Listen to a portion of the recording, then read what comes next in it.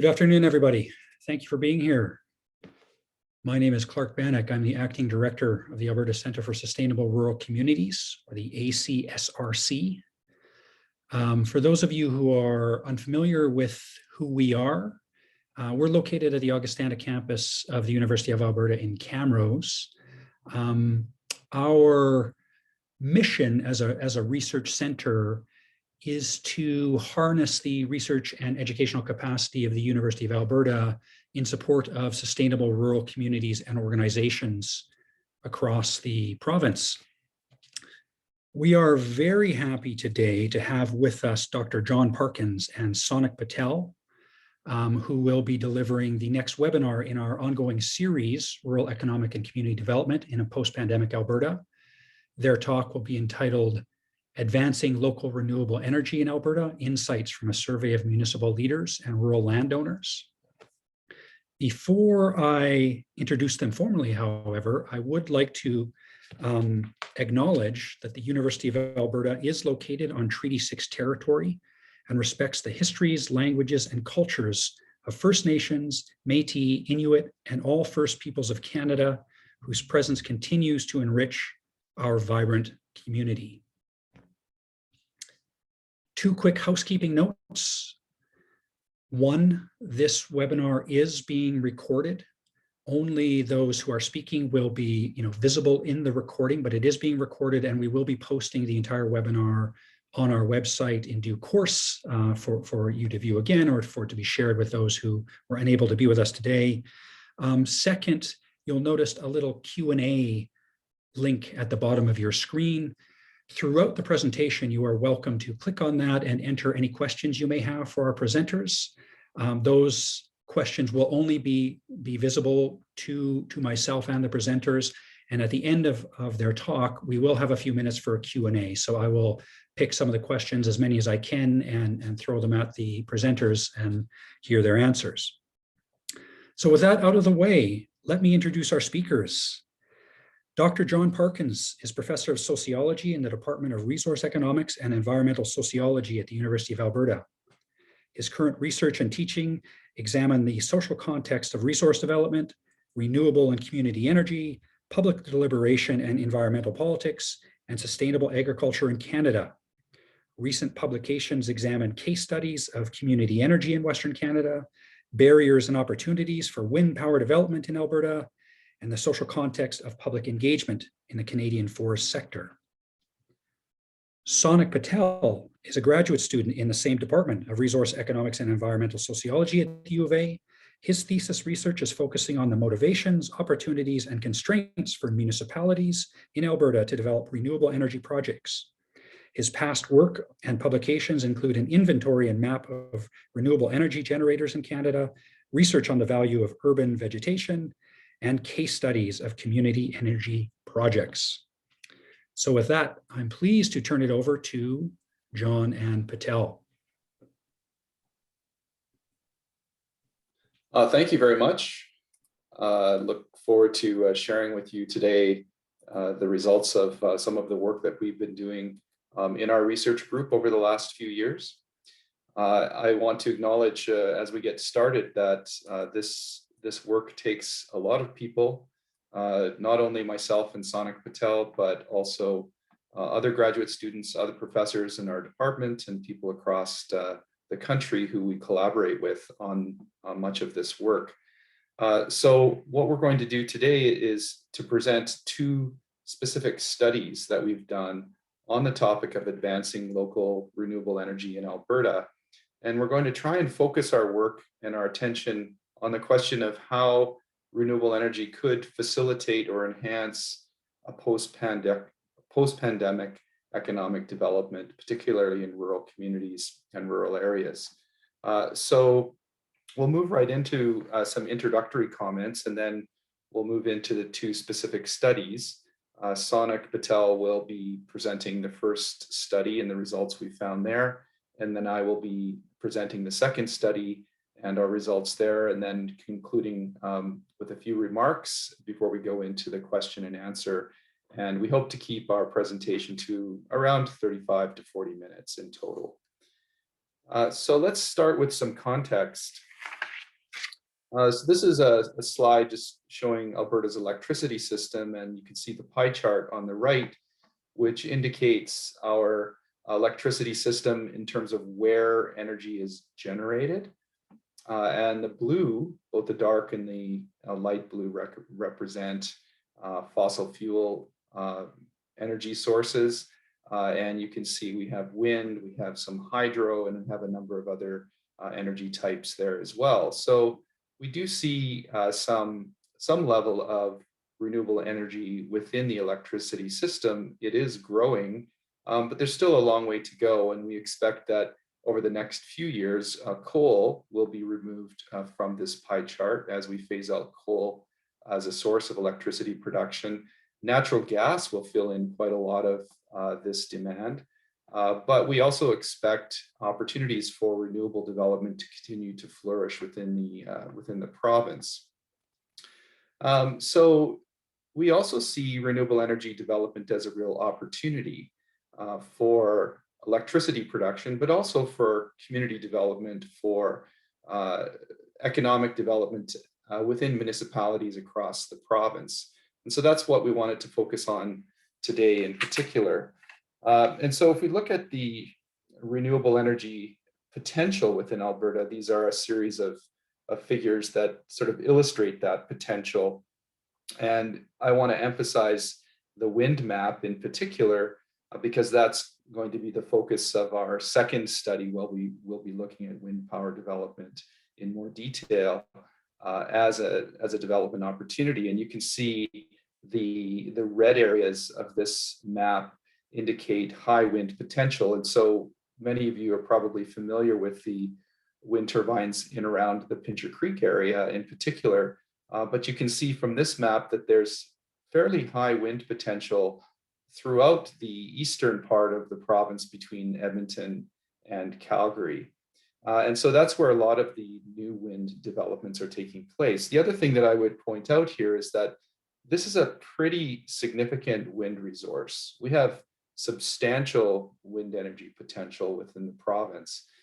Just as a basis of comparison, if we were to put a map up of Germany, Germany, similar size to the province of Alberta, it has a wind resource that is less substantial. So they don't have as much wind potential in Germany as we do here in Alberta. Yet in Germany, there are something like 30,000 wind turbines. And in contrast, in Alberta, at this point anyway, there's about 1,000 wind turbines. So there's the potential for a lot more wind power development to take place within the province.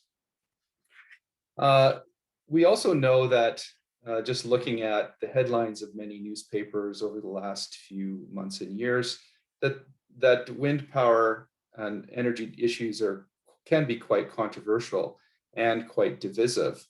So renewable projects can receive some opposition from local communities, which have resulted in projects being canceled and governments being dissuaded from supporting new projects. But if we want to encourage renewable development, we need to understand public attitudes, attitudes of municipal leadership as well to these projects, and find ways to develop projects with support of these people, especially those who are most affected.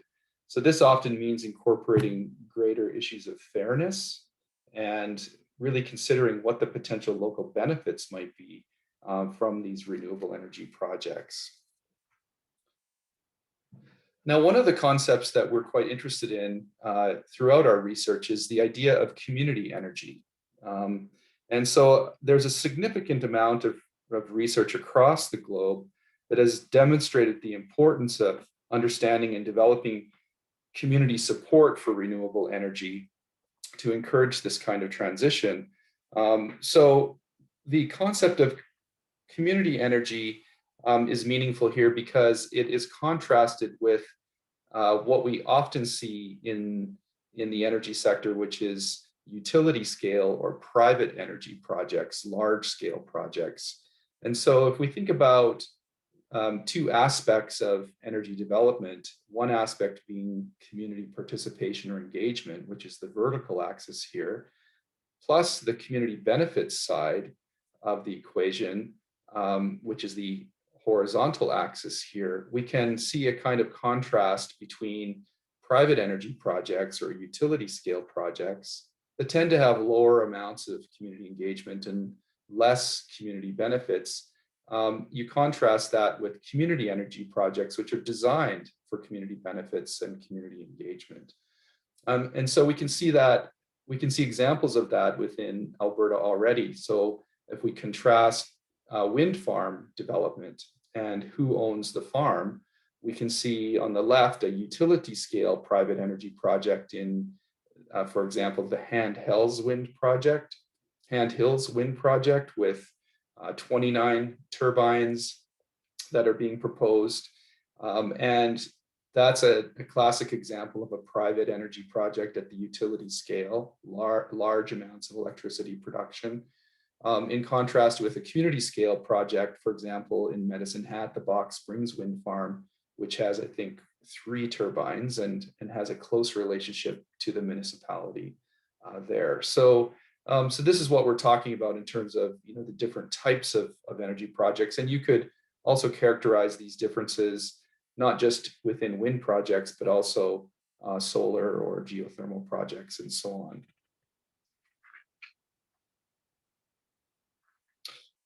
So at this point, what I want to do is hand over to Sonak Patel, who will lead us through this first study where we looked specifically at the perspectives of municipal leaders across Alberta and their understanding of the possibilities for renewable energy development in their own municipalities. So over to you, Sonak.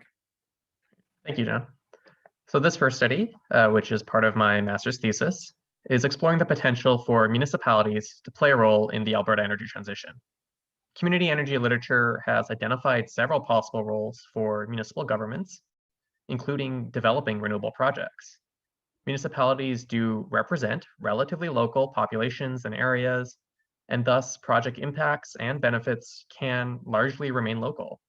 In Alberta, municipalities are also at the forefront of community engagement among governments, employing tools like workshops, surveys, open houses, as well as being legally required to allow any citizens to speak on issues before council. So if this engagement is meaningful and influential, municipal energy projects can incorporate community voice in a way that is used to define community energy. So compared to other community institutions, municipalities have unique advantages in that they have an existing organizational structure and decision-making pathway, as well as having greater access to funding via sources like taxes, user fees, and grants. Renewable energy projects can provide several benefits to municipalities, from economic benefits to carbon reduction to energy resiliency. However, municipalities are challenged with a limited budget that needs to be stretched to meet many responsibilities. So in this study, I examined whether municipal decision makers in Alberta are interested in developing renewable projects, what factors contribute to that intention, and what do these projects look like, in hopes of understanding how municipal energy projects emerge and how to support them. So this study employs a mixed methods approach. The first method is an analysis of a survey we administered in 2019, and that's what I'll be talking about today. So we partnered with the AUMA, RMA, and MCCAC to administer this survey to municipal employees who do or would play a role in making decisions about renewable development, and to members of council. We asked a lot of questions about the respondents' views on renewable energy and existing and possible renewable projects for their municipality. The survey received 101 complete responses from 74 unique municipalities. And this table that you can see on your screen now shows our response rate compared to the municipalities of Alberta. And you can see that the rates are actually pretty close. We are slightly overrepresented in cities, towns, and municipal districts at the expense of villages and summer villages. If you can just change the slide, please. Thank you. We asked respondents if they believed their municipality was interested in developing renewable energy in the near future. Almost half of the respondents said yes, while a further 31% were unsure or on the fence. So this suggests that there is a lot of interest and potential in the province for municipal renewable energy development. If I can just get switch to the next slide, please. Thank you. Of the respondents that stated interest, we asked why they want to develop renewable projects. The strongest motivations are economic. with lowering costs being ranked the most significant motivation, followed by being able to access provincial or federal programs, often financial support through grants. Fostering an innovative image is also considered a significant economic motivation, as respondents feel it can help attract new people and businesses to the municipality. Generating revenue from the sale of electricity and/or RECs, and creating employment are also moderate motivations. And as you might expect, climate action is a motivation for renewable development, but decidedly less so than economic benefit. And we can also see that while reducing carbon emissions is one of the more significant motivations, meeting a specific carbon reduction target was considered one of the least significant, suggesting that many municipalities either don't have set carbon reduction targets, say within a carbon budget, or do not think renewable projects would contribute much towards those targets if they do exist. On the next slide, please. So we asked the respondents intent on renewable development what technologies they were most interested in. The clear winner is solar, which almost every respondent was interested in pursuing. Biomass and geothermal also received a significant amount of interest, while wind and hydro were actually the least appealing technologies. And interestingly, despite the most significant motivations for renewable development being economic benefits, when we looked at the reasons for interest in certain technologies, the most cited reasons were based on risk reduction. Respondents stated they were most likely to choose technologies they feel are reliable and proven, have high natural potential in their area, and expect would be best received by the public. Comparatively, fewer respondents stated they were interested in a technology because of cheap installation or the expected highest return on the investment. So while I certainly did not expect municipalities to be pushing the bleeding edge of alternative energy technologies, these results certainly speak to the importance of reliability for what some would consider relatively risk-averse institutions. If I can just get the slide changed, please. Thank you. We then asked all of the respondents to rank their largest barriers to renewable development. We organized these into the categories of economic, environmental/technical, and planning. On the economic side, the highest ranked barriers are the steep upfront costs, and related to that, the length of time until a project pays back off that initial investment. So while renewable projects do often present a return on investment, it can take several years before they do so. Many municipalities feel they do not have the capital to make that initial investment, even if it would pay off in the long run. On the technical side, many respondents feel like renewable projects are too risky, again demonstrating the importance of reliability when choosing a project. And despite many successful renewable projects, many respondents question the feasibility of renewable technology for their municipality. Surprisingly, concerns about impact to local people and wildlife were actually among the lowest ranked barriers, despite being concerns that are often mentioned in renewable energy discourse. This may be because of the types of technologies respondents are interested in. Human and natural impacts are often brought up when you're talking about utility scale wind and hydro dam projects, but they appear to be less of a concern for local scale solar, biomass, and geothermal that our respondents are more interested in. And this again speaks to the value of community-oriented energy projects being able to mitigate some concerns about renewable energy infrastructure. And finally, in the planning dimension, the highest ranked barrier is that the municipality has other priorities that demand their resources. This relates to the economic barriers of capital cost and the demand that the limited budget be used in other key areas. Municipalities across Canada are increasingly dealing with limited budgets and many responsibilities. Renewable energy can be especially challenged since it's not often considered part of that local jurisdiction. And as we saw in the motivations for renewable development, capitalizing on external grants and supports can greatly encourage renewable development, but many of the respondents feel like these supports are too difficult to access. We can move on to the next slide, please. Thanks, John.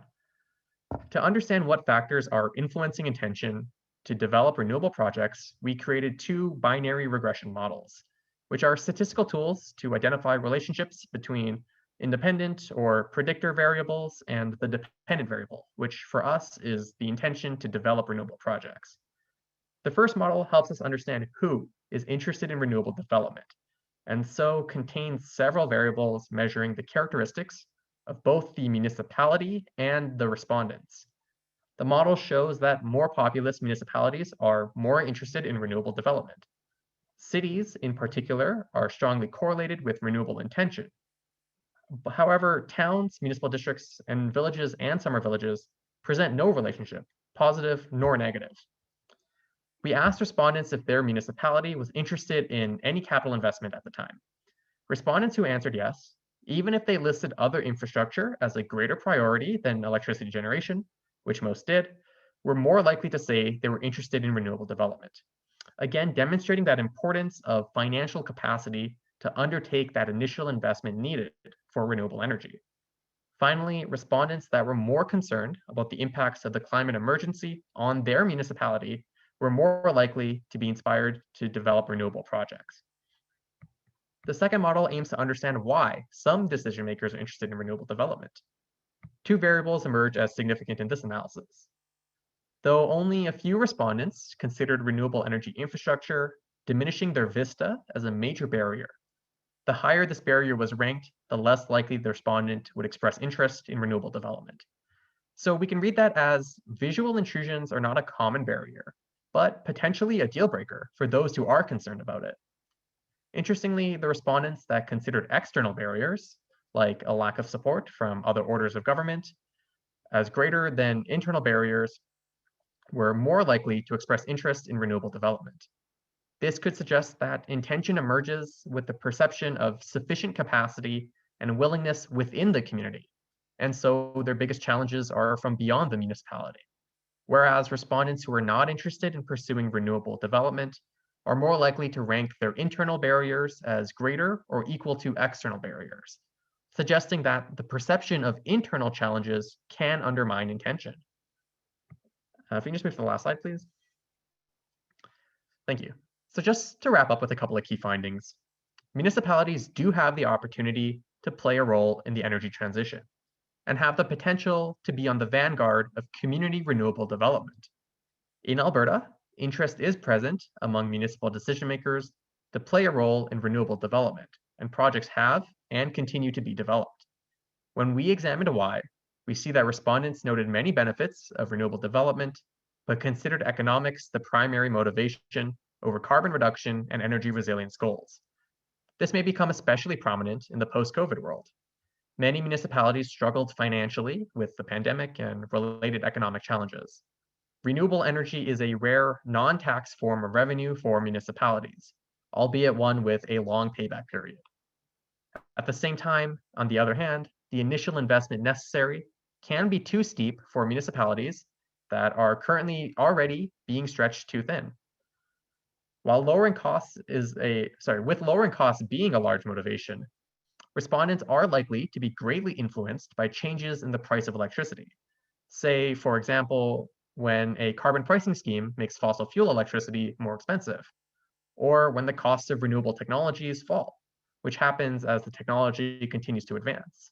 These are very likely avenues to accelerate development. We also see that municipalities are strongly influenced by external factors, particularly from the province. While intention may exist despite external barriers, the presence of supports can play a significant role in enabling development. While the survey provides a large-scale overview of renewable perceptions in municipalities across Alberta, the topic is clearly very complex, as is the process of development. To that end, the second phase of the study, underway now, involves a case study of renewable development right here in Edmonton, where I'm located, where our community energy transition strategy was very recently updated. In this phase, we delve into the details of the specific roles and actions municipal governments can take, the motivations behind these distinct actions, and the ways in which these projects have and could better reflect community values. I've completed several interviews with municipal employees, energy experts, and council members, which are in the process of being analyzed, so please stay tuned for more information coming soon. And now I'll hand it back over to Dr. Parkins for a related study on public responses to wind development in rural Alberta. I'm happy to answer any questions at the end of the presentation. Thank you very much for listening. Back to you, John. Okay, thanks, Sonak. And so I'm going to transition now to our second study, which is also based in rural Alberta, but this time with a very different population. So in the first study, the respondents were municipal leaders.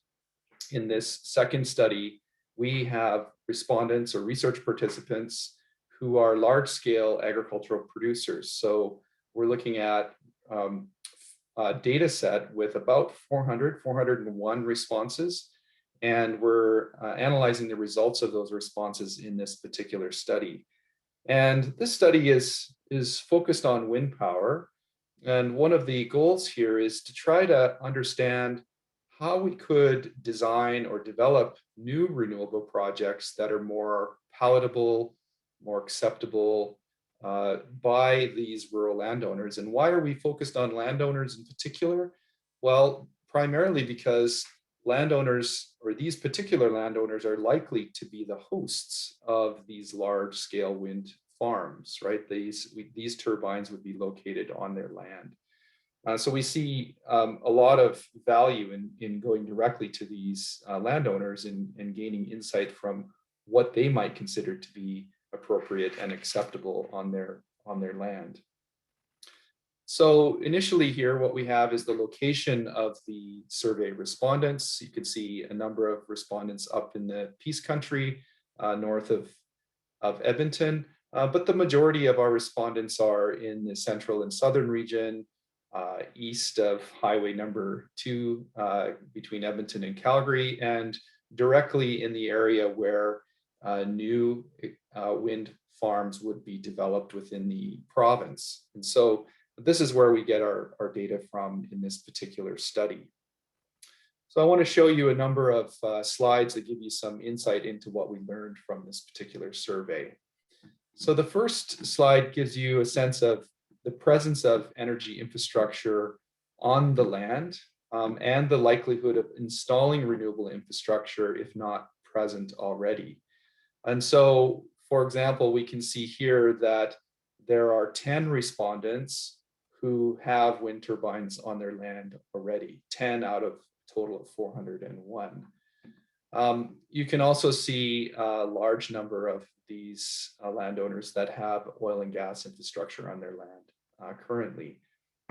In terms of the likelihood of installing renewable infrastructure, what I've circled here is the group that are unlikely. So the majority, about 58% of our respondents, indicated that they are either unlikely or very unlikely to install renewable energy infrastructure on their land. So this gives us some initial insight into who these people are and what their relationship is to energy infrastructure as it exists on their land. More information here about exposure to wind infrastructure in particular. We can see the response rates in terms of either seeing or hearing wind turbines. The vast majority, of course, have seen or heard turbines. One of the interesting findings is that 18% of these respondents have been approached by a developer. And so these developers, you may know, are landmen or land agents that are contracted to establish a lease agreement between the wind development or the developer and the landowner to lock down the rights and the access to land by that developer to construct wind turbines. And so about 18% of our sample have been directly approached by these developers. So again, that gives us some insight into their level of connection with wind power within the province to date. Here we can see a slide that gives us some insight into the landowner support for energy technologies. And here we're comparing different kinds of energy technologies, both conventional oil and gas kinds of technologies with renewable energy technologies. And in looking at the list of technologies on the left-hand side, you can quickly see that gas and oil are preferred or the most supported within this sample. And you can go down the list. Hydro and solar are more supported. And then down at the bottom, we can see the least supported types of technologies, including coal, wind, and nuclear. And so when we got these survey results, it was quite interesting for us to see that wind power, relative to these other technologies, has a relatively low level of support. It's below coal in terms of support among these landowners.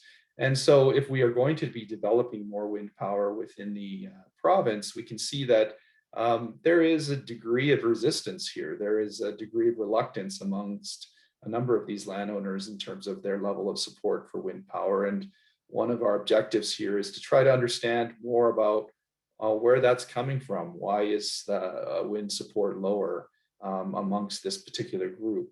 And so that's one of the things we seek to understand here.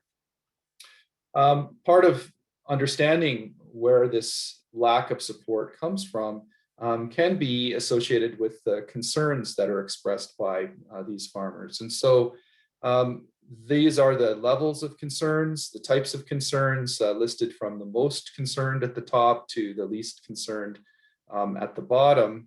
And you can see quickly here that a number of the main concerns that we are identifying are related to fairness issues, right? We can also see concerns around property values and visual impacts, also noise and auditory impacts, decommissioning of old or aging turbines, and so on. But the fairness concerns are really quite front and center here with regard to why there may not be substantial support for wind power development. And it's interesting to see this fairness concern, partly because we can't do a whole lot about visual impacts. For example, these are large, visually visual technologies. It's hard to change that fact. But fairness issues can be affected by policy changes or regulatory changes or the way that we design these wind farm projects. And so I think that's where we wanted to focus our energy in this study as well, as to look at these fairness issues in more detail. So in order to do that, what we've done within this study is we've designed a kind of experiment. And so this experiment has a lot of components, a lot of detail to it that I won't go into today, but I wanted to just describe to you briefly what an experiment is, and then show you what the results are from that experiment that we did. And so this is a factorial survey experiment, or what we call a vignette experiment. And so these vignettes are these sort of little hypothetical scenarios about how wind farms, how wind projects could be developed within the province. And we design these hypothetical scenarios to kind of test the level of support for things like a wind turbine or a wind farm that could be owned and operated by a municipality, for example. So we don't have a lot of examples of that within Alberta, but we know hypothetically that that's possible. We also know it's possible, looking at other parts of the world, that wind farms can be owned by small cooperatives. We know that compensation for having a wind turbine on your land can go directly to the landowner, but it can also go to adjacent landowners or neighbors.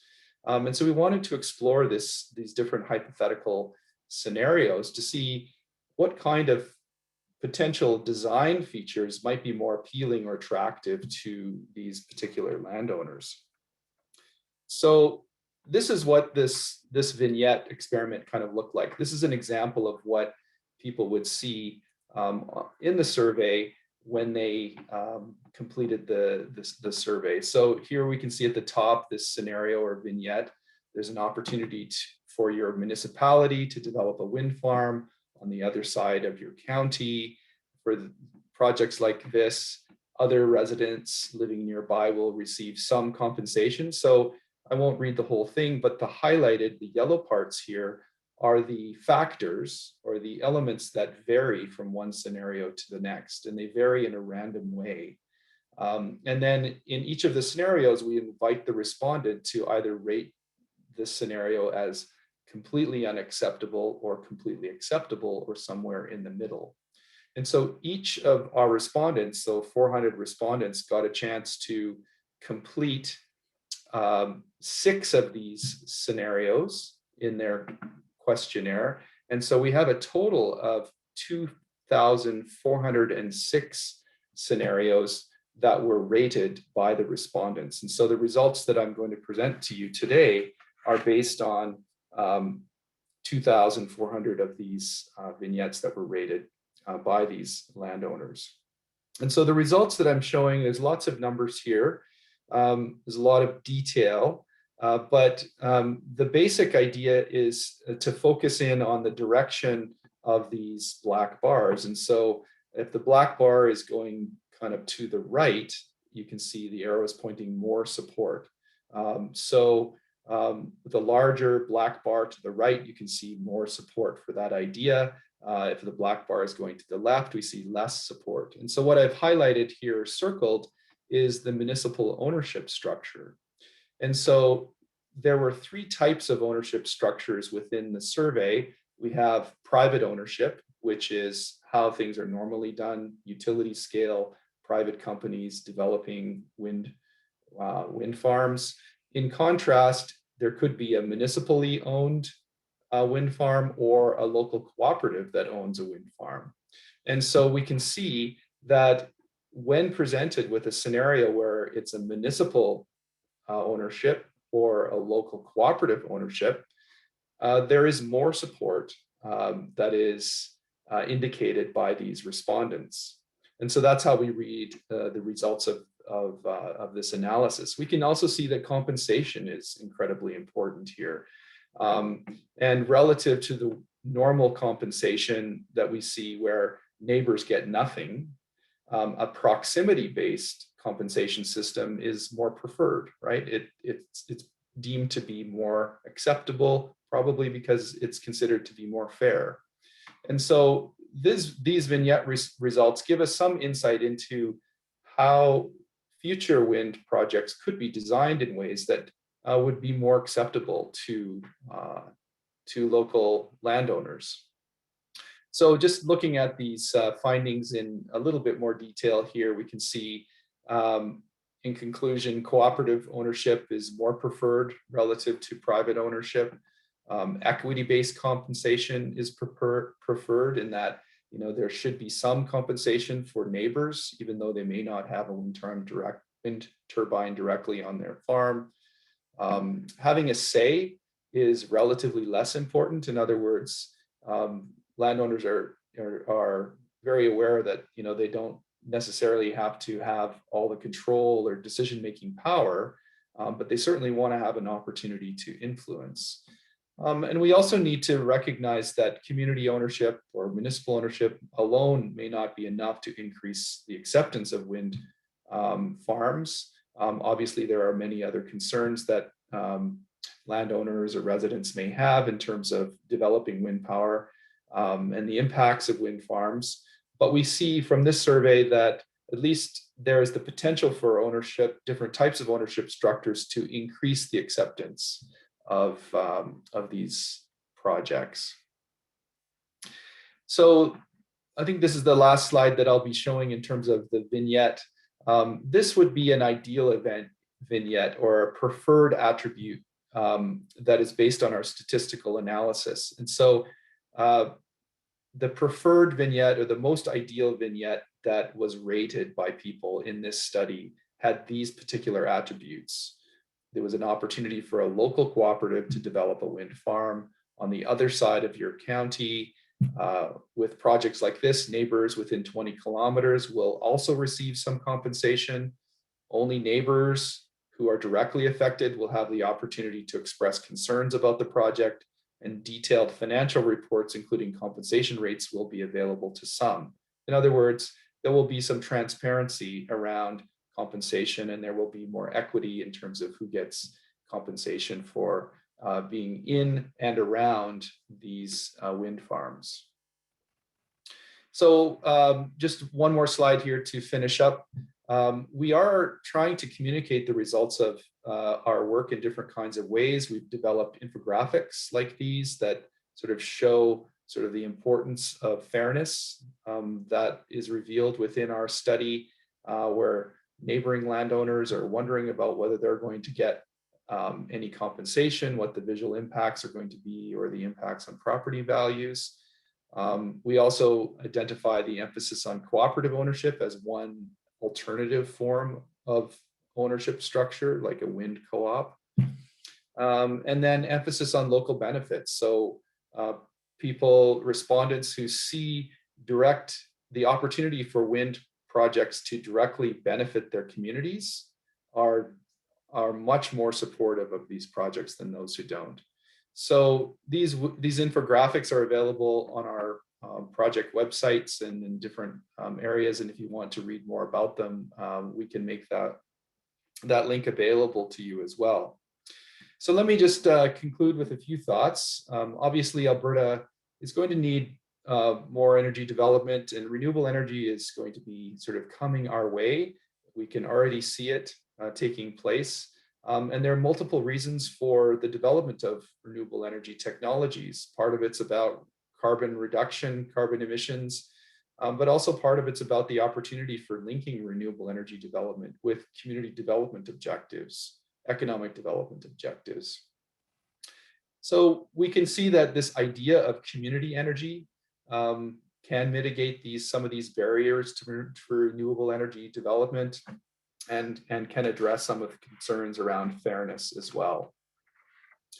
In Alberta, municipalities can be, at the forefront of the development of renewable energy. We can see from other parts of the world, including other parts of Canada, where this is happening on a regular basis. And so all of that, I think, is to say that we see renewable energy as a real opportunity for a kind of post-pandemic economic development within the province. And with that, I think we'll finish the presentation, or the formal part of the presentation, and we look forward to having some discussion and entertaining questions that you might have. While we're talking, perhaps Sonak can also put the links to these project websites and make them available to people on the call. And I think we'll hand it back to you, Clark. Yeah, thank you very much, John and Sonak, for that. Two really engrossing studies, a lot of interesting data that comes out of them. So yeah, we do have a few questions, and I jotted down a few as well. Let me start with the Q&A box. There's actually kind of two questions building off each other. So I'll start with the first one. I'm always excited to hear about sustainable energy production, particularly electricity. Energy of all kinds is made up of production and distribution. A great deal is invested in energy or electricity production, but little attention is paid to distribution, with attention paid to high distribution administrative costs.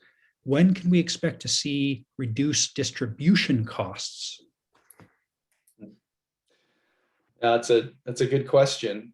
It sort of reminds me, at least the first part of that question, in terms of the focus on distribution as well as a focus on production. And historically, people in rural areas would know that communities and cooperatives were deeply involved in the distribution of electricity. So these rural electricity cooperatives, and some of them continue to kind of exist within the province as a way of distributing electricity in rural areas in particular. But there hasn't been so much focus on the production side, partly because production has always been associated with large centralized facilities like coal-fired power plants. Well, that's changing with renewable energy, because we can scale renewable energy to a small electricity system production to a larger one, and municipalities and local cooperatives can actually get involved in electricity production as well as distribution, probably for the first time. And so to the question of the costs of distribution, for sure, that's something that I certainly feel, as a ratepayer, as a consumer of electricity, and the fixed costs, which are very high. And that's a question that we need to probably look at in more detail. It's not something that we've studied, not at least not recently within our group, but it's certainly something that we need to look at, particularly from a kind of an energy justice perspective in terms of the affordability of electricity as we move forward. I'm just wondering if Sonak might have any comments along those lines as well. Thanks, John. And thanks for the question. I think mostly what I wanted to add is from the community perspective, while distributed energy does deal with or it reduces the inefficiency of a centralized grid, when you're thinking about the communities that are seeking to take on that production role, if they're not seeing an advantage to that increased efficiency, it's difficult to incorporate that into their decision making. I'm thinking at the municipal scale, like it's nice to reduce the inefficiency of the system grid, but ultimately they're responsible for their citizens, and that's their first consideration when making decisions. So yeah, it's definitely an interesting question, and I'd love to look for if there are mechanisms that can incorporate some of those reductions in distribution inefficiency into the benefits that a community would receive. But yeah, with the way the system is set up right now, I don't see that being possible with the existing legislation and the way the ownership of transmission is set up right now. Okay, and this is a question building off the previous one. I'm not sure if if you're the perfect people to answer this, but I'll throw it out there. Further to the distribution question, I understand Alberta sold off our distribution infrastructure, and only a few communities, Ponoka and Nanton, for example, still own their power lines. Fortis owns most infrastructure purchased for pennies on the dollar, and we need to buy this infrastructure back if we wanted municipalities to get back into the electricity game. Would we not? You want to take that one, Sonak? Yeah, I can speak to it a bit. I'm not an expert on the transmission system, so I should put that up as a preface. But yeah, I'm not sure if there is a feasible mechanism that would allow municipalities to buy back production lines. I'd also need to look at the legislation to see if that's even possible. But every sort of initiative and program I've seen now has been built around getting municipalities back into generation, and not necessarily with distribution, but like we were talking about earlier, there are economic efficiencies to be gained from distributed energy. And if there is a way to, I guess, restructure the distribution network so that those benefits go to individuals who are developing distributed energy, that's certainly a stronger motivation for community energy. But yeah, I think it's an interesting concept. I don't know if it's something I expected to see soon or think could even happen. But yeah, both of these questions are great thinkers to get us thinking about how we can incorporate distribution into these concepts of community energy, because that's not something I've seen a lot of in the literature.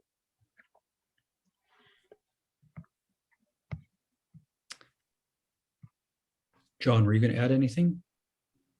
No, I don't have too much more to add. I think that there's some examples. For example, Equus, is a electricity provider in rural Alberta, and I think its roots are in the cooperative system as well. So I think there are still some legacies of these cooperative local distribution systems that still exist, but I agree with Sonak that we really haven't focused on distribution much, and it's something that we definitely need to look at in more detail going forward. And I'm just going to throw in a comment from one of our attendees who says the distribution systems in Alberta were never government owned. Fortis bought their distribution system from Utilicorp, who bought it from TransAlta, who used to be called Calgary Power, but these were always investor owned and never government owned. Just throwing that out there from our box. Another question, I'm going to change the direction here. I'm curious if either of you in dealing with municipalities who may be a bit resistant to solar energy, or to landowners resistant to wind energy, I'm wondering to what degree was there a bit of good old fashioned climate change denialism at play. Like I didn't see either that come up in either of your in the data that you shared with us. But we know from other studies that throughout Canada, the highest levels of climate change denialism are in Alberta. It's not an overwhelming number, but it's there. I'm curious if that came up in either of your studies. Yeah, maybe I could speak to this in the study that I presented, this study number 2. That data set does indicate there's a fairly substantial amount of denialism or skepticism that is present within that particular population or group of respondents, and it's reflected in, for example, some of the questions we asked. If I can get this right. To what extent are Albertans responsible, or should they be responsible for reducing their carbon emissions? And in response to that statement, we found very little support, right, from this group. In other words, this group of respondents did not really feel like that they are responsible for carbon emissions. And in fact, I think in other research we've done, where we've done sort of in-depth interviews with producers, with landowners across the province, we found that a lot of this climate skepticism comes from particular groups within the province who are quite influential. For example, Friends of Science, they would argue that they're not pushing climate denial, but kind of pushing an argument that climate change is as a result of sunspot activity and not human-caused climate changes. And if you believe that, if you think that's true, then obviously you're going to have less support for renewable energy because you just don't think it's needed. Why don't we just keep going with coal and oil and gas, because we still have a lot of that around and the infrastructure is already there. So yes, to your point, we are seeing a lot of climate skepticism, I would say, within the data, which also puts downward pressure on support for renewables. Yeah, and then speaking on the first study, the municipal energy study, interestingly, I actually didn't see a lot of climate science denial. I think there were 6 individuals of the 101 who responded that they didn't think the climate emergency was real or felt that it was greatly exaggerated, and maybe a handful more that were unsure about it. So I think on the municipal side, it might be less to do with outright denial of the climate emergency and more to do with the way that they are receptive to what their constituents think, and whether they believe their community considers it a priority as opposed to their own views on that issue. But then on the other side with my data, I think something to acknowledge is just who is engaging with the survey on renewable energy, and the way that I framed it when I sent it out to these possible respondents. I think it's likely that the individuals who are willing to participate in that are people who are already interested in renewable energy, already have a degree of familiarity with it, and whether that might lead them to sort of have a concept on climate science that isn't representative of the entire of all the municipalities in Alberta. Okay, great. I know we're almost out of time here. Maybe I'll throw 1, maybe 2 more at you. Will the continued, this is speaking now to the issue of compensation and how that came up in terms of resistance or acceptance to especially the wind power issue. Will the continued failure of the oil and gas industry to pay rural landowners be a driver in increasing interest in renewables? Mm-hmm. Yeah, that's something that we did not explore directly, within these studies. So I can't speak to it with our data specifically, but certainly that's got to be part of the conversation in terms of where we're going as a province. We can see some of this drive towards the development of renewables coming from external factors, such as federal price on carbon, that will change the market for, for certain kinds of technologies. Like renewable energy will become kind of more attractive, in a market where carbon prices are higher. So we have these external drivers, but I think these internal drivers, for example, changes to the role of oil and gas in our society, right? And so part of it is about the tax base and the reduced sort of tax revenues or payments we get from the oil and gas sector, but also the reduction in employment opportunities. And this is partly because of a retraction within the energy sector, but also just the changes in how energy is produced, right? We have labor shedding technology investment that results in the less demand for workers, right? So all of this is sort of playing into a need for communities, for the province to figure out, other ways in which people can find a livelihood, find gainful employment, but also for communities to find ways of surviving through sort of local revenues, a local tax base that can support their community. Great, thank you. We are pretty much out of time. I will just let you know that there was, 1 or 2 requests for your slides to be shared. I know you've probably put your link up to your project page in the chat box. We probably on our end have the capacity to share the slides if you are willing to do so. So if you are, we can do that.